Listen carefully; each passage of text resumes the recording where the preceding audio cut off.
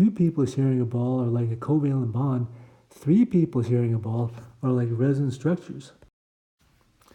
What we want to do in objective 3 is identify when to draw resonance structures, use curved arrows to go from one resonance structure to another, determine over how many atoms electrons delocalize, and then determine the major and minor resonance contributor.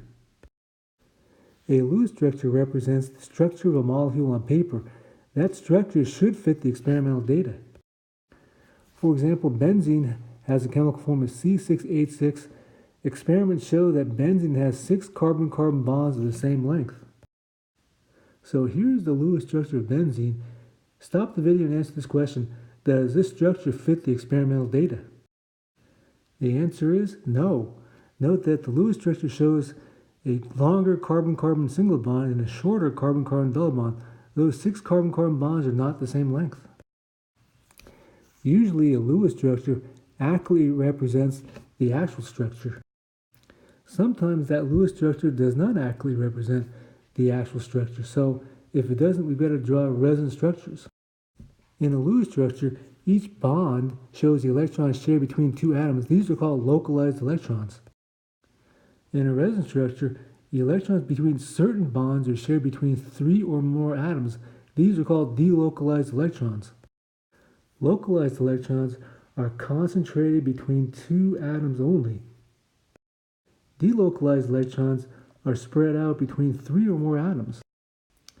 These delocalized electrons are more stable or lower in energy, and this is what leads to resonance stabilization. Since the Lewis structure of benzene does not accurately represent the bonding in benzene, we have to draw 2 resonance structures.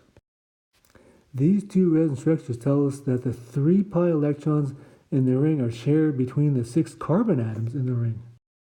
In other words, those 3 pi electrons are delocalized in the 6 carbons in the ring. So instead of alternating carbon-carbon single bonds and carbon-carbon double bonds, the bond order of each carbon-carbon bond in the ring is 1.5. That is, it's between a single bond and a double bond.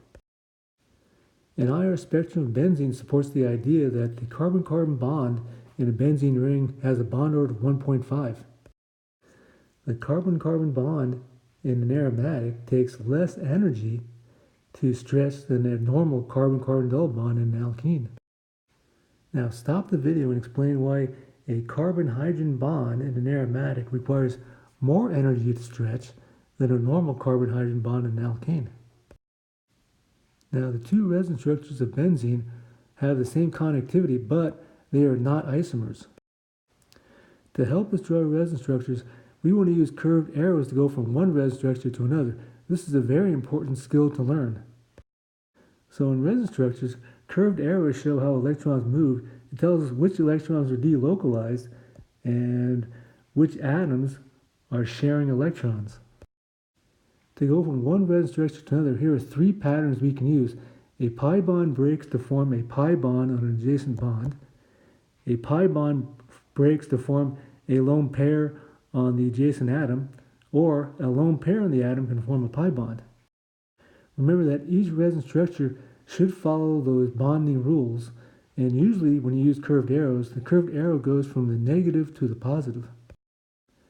So for benzene, note that a pi bond forms a pi bond on the adjacent bond to form the second resonance structure. So let's practice. The acetate ion has 2 carbon-oxygen bonds of the same length, so stop the video and draw the Lewis structure of the acetate ion, and then determine whether this structure fits the experimental data. So here's the Lewis structure of the acetate ion. However, this structure does not fit the experimental data because note that a carbon-oxygen double bond is shorter than a carbon-oxygen single bond. Since the Lewis structure of the acetate ion does not fit the experimental data, we have to draw resonance structures. So let's practice using curved arrows to go from one resonance structure to the other resonance structure for the acetate ion. So stop the video and determine why this curved arrow pattern works, but B and C do not work.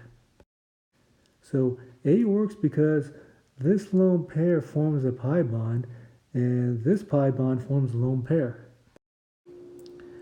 B does not work because when this curved arrow forms a pi bond, This oxygen has too many electrons around it.